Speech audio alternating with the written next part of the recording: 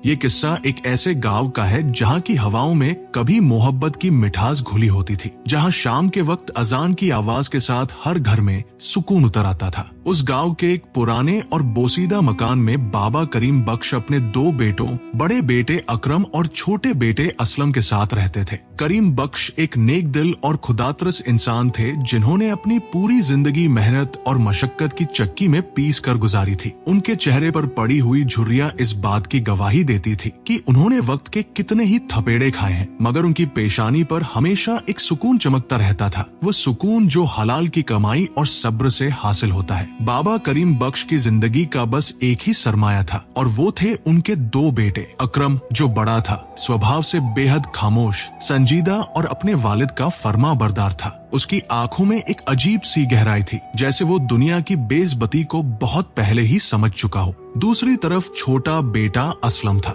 जो बचपन से ही चंचल, जिद्दी और कुछ हद तक दुनियावी चमक दमक का दीवाना था। अकरम ने अपनी जवानी अपने छोटे भाई की परवरिश और वालिद के बुढ़ापे का सहारा बनने में गुजार दी थी। जब असलम छोटा था तो अकरम उसे अपने कंधों पर बिठाकर पूरे गांव की सैर कराता, उसकी हर छोटी बड़ी जिद को अपनी जरूरतों पर तरजीह देता। वक्त गुजरता गया जैसे बहता हुआ पानी जो कभी लौट कर नहीं आता। बाबा करीम बख्श अब बिस्तर से लग चुके थे। बुढ़ापे ने उनके जिस्म को इतना कमजोर कर दिया था कि अब वो उठने बैठने से भी कासिर थे। एक सर्द रात जब बाहर तेज हवाएं चल रही थी और पुराने खिड़की दरवाजे खड़खड़ा रहे थे, बाबा ने महसूस किया कि अब उनके कूच का वक्त करीब आ गया है। उन्होंने अपनी कांपती हुई आवाज में दोनों बेटों को अपने पास बुलाया। कमरे में मिट्टी के तेल का एक दिया टिमटिमा रहा था, जिसकी मध्यम रोशनी में बाबा का चेहरा पीला और बेजान नजर आ रहा था। अकरम ने दौड़कर पिता का सर अपनी गोद में रख लिया और उसकी आंखों से बेइख्तियार आंसू बहने लगे, जबकि असलम चारपाई के पायंती खड़ा खामोशी से जमीन को घूर रहा था। उसके दिमाग में पिता की सेहत से ज्यादा घर के कागजात और वो संदूक घूम रहा था जो बाबा हमेशा अपने सिरहाने रखते थे। बाबा करीम बख्श ने अकरम का हाथ अपने ठंडे हाथों में लिया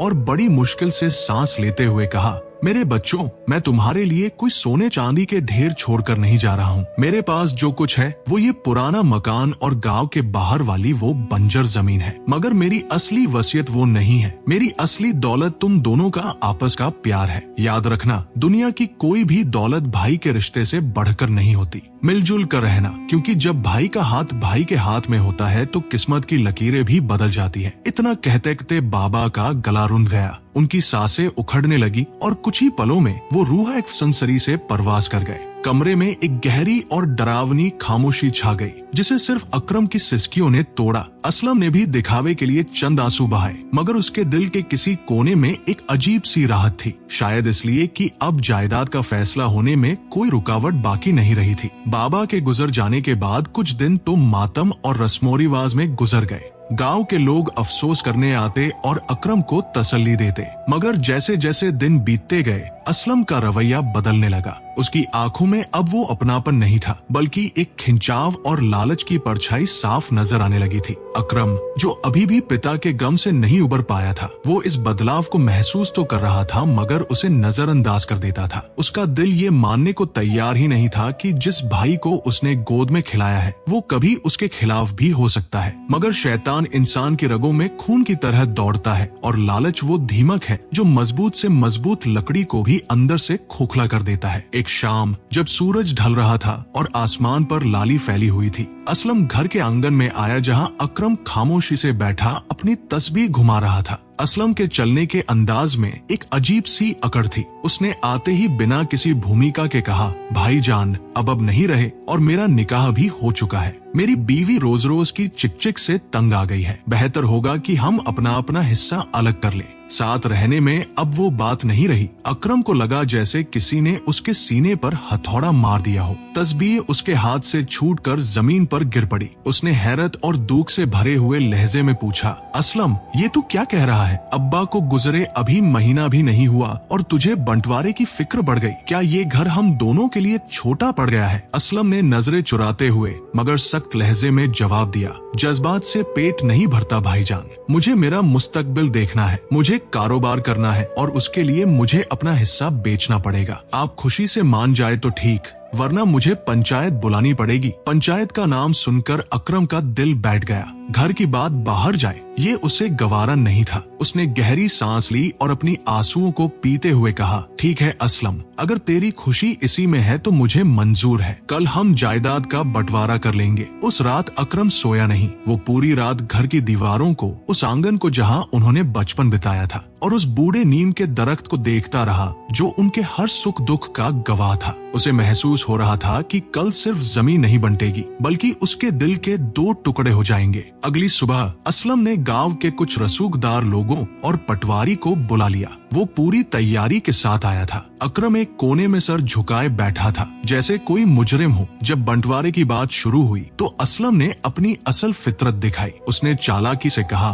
देखो भाईजान, आप बड़े हैं, समझदार हैं। ये जो पुश्तैनी हवेली है, ये वैसे भी पुरानी हो चुकी है। इसकी मरम्मत में बहुत पैसा लगेगा। मैं ये हवेली रख लेता हूँ और गांव के बाहर वाली जमीन आप ले ले। गांव के लोग जानते थे कि गांव के बाहर वाली जमीन बिल्कुल बंजर और पथरीली है, जहाँ पानी का नामो निशान नहीं, जबकि हवेली बाजार के बीचों बीच थी और उसकी कीमत लाखों में थी। ये सरासर नाइंसाफी थी, एक खुला धोखा था। पंचायत के एक बुजुर्ग ने टोकना चाहा, अरे असलम, ये कैसा इंसाफ है? वो जमीन तो सांपों और बिच्छुओं का घर है, वहाँ तो घास भी नहीं उगती, और तू अकरम को वहाँ भेज रहा है। मगर इससे पहले कि कोई और कुछ बोलता, अकरम ने अपना सर उठाया। उसकी आंखों में एक अजीब सा जलाल और बेबसी थी। उसने असलम की आंखों में देखा और कहा, अगर मेरे छोटे भाई को लगता है कि ये टूटी हुई हवेली उसे सुकून देगी तो मुझे मंजूर है। मुझे वो बंजर जमीन कबूल है। कम से कम वहाँ मुझे अपने हिस्से की आसमान की छाव तो मिलेगी। अकरम का ये फैसला सुनकर सब हैरान रह गए।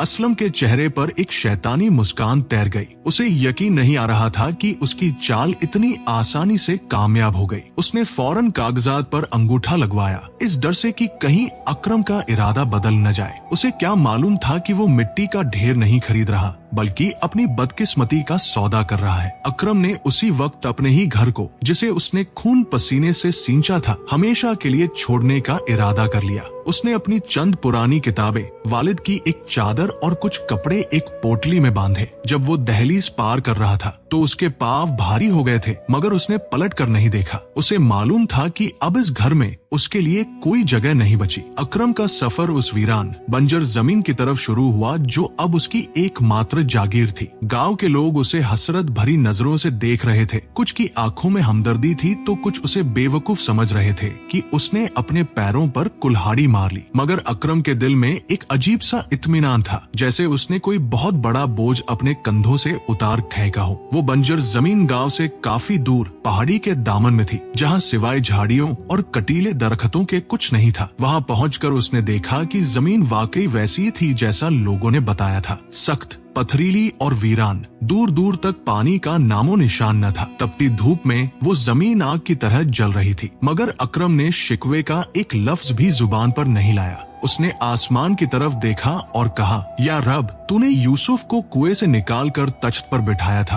तू ही है जो पत्थर से पानी निकाल सकता है। मेरा मामला भी तेरे हवाले है। शुरुआत के दिन बेहद कड़े थे। अकरम ने वहाँ मौजूद सूखी लकड़ियों और झाड़फों से अपने लिए एक छोटी सी झोपड़ी बनाई। रातें वहाँ बेहद डरावनी थी। जंगली जानवरों की आवाजें सन्नाटे को चीरती थी, लेकिन अकरम ने अपनी तन्हाई को अपना साथी बना लिया। वो दिन भर कुदाल लेकर उस सख्त जमीन का सीना चीरने की कोशिश करता। उसके हाथों में छाले पड़ गए, फिर वो छाले फूटकर जख्म बन गए, मगर उसने हिम्मत नहीं हारी। लोग उसका मजाक उड़ाने वहाँ आते। कुछ कहते, अरे ओ पागल, यहाँ सोना नहीं उगेगा, क्यों अपनी जान दे रहा है? मगर अकरम मुस्कुराकर बस इतना कहता, मेहनत मेरा काम है, फल देना उस जात का काम है। दूसरी तरफ असलम अब हवेली का तन्हा मालिक था। शुरू शुरू में उसे लगा कि उसने दुनिया फतेह कर ली है। उसने घर की पुरानी चीजें बेचकर नया फर्नीचर खरीदा, दीवारों पर रंगरोगन करवाया और खुद को चौधरी असलम कहलाना शुरू कर दिया। उसकी बीवी, जो बेहद लालची औरत थी, अब जेवरों से लदी रहती। मगर कहते हैं ना, हराम का माल और नाहक की दौलत कभी फलती फूलती नहीं। हवेली में अजीबोगरीब वाकयात पेश आने लगे।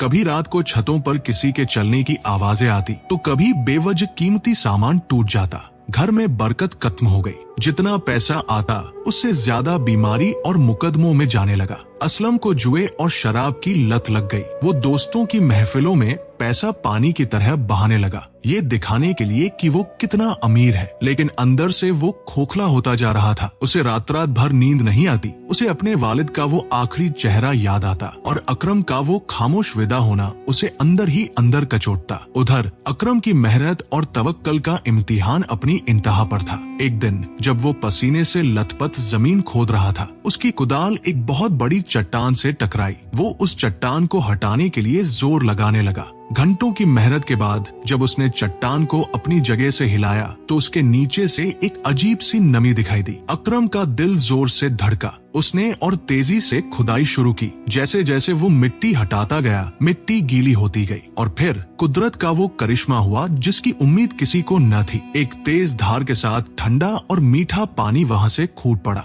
उस वीरान रेगिस्तान में पानी का निकलना किसी मोजज़े से कम नहीं था। वो पानी नहीं था, वो अकरम के सब्र का इनाम था। पानी इतना साफ और शफाफ था जैसे चांदी पिघल कर बह रही हो। अकरम वहीं सजदे में गिर पड़ा और देर तक रोता रहा। पानी निकलने की खबर आग की तरह पूरे इलाके में फैल गई। वो जमीन जिसे लोग मनहूस और बंजर कहते थे, अब सोना उगलने के लिए तैयार थी। पानी की मौजूदगी ने उस जमीन की किस्मत बदल दी। अकरम ने वहाँ खेती शुरू की। उसने फलों के बाट लगाए, सब्जियां उगाई। देखते ही देखते वो पथरीली जमीन एक हरे भरे बाट में तब्दील हो गई। उसकी फसलें लहलहाने लगी। जो लोग उसे ताना देते थे, अब वो अनाज खरीदने उसके पास आने लगे। अल्लाह ने उसके रिज़्क़ में ऐसी बरकत दी कि वो गांव का सबसे खुशहाल किसान बन गया। उसने अपनी कमाई सिर्फ अपने लिए नहीं रखी, बल्कि गरीबों और जरूरतमंदों की मदद शुरू कर दी। लोग उसे अब अकरम भाई नहीं बल्कि अकरम सेठ कहने लगे, मगर वो आज भी वही फटे पुराने कपड़े पहनता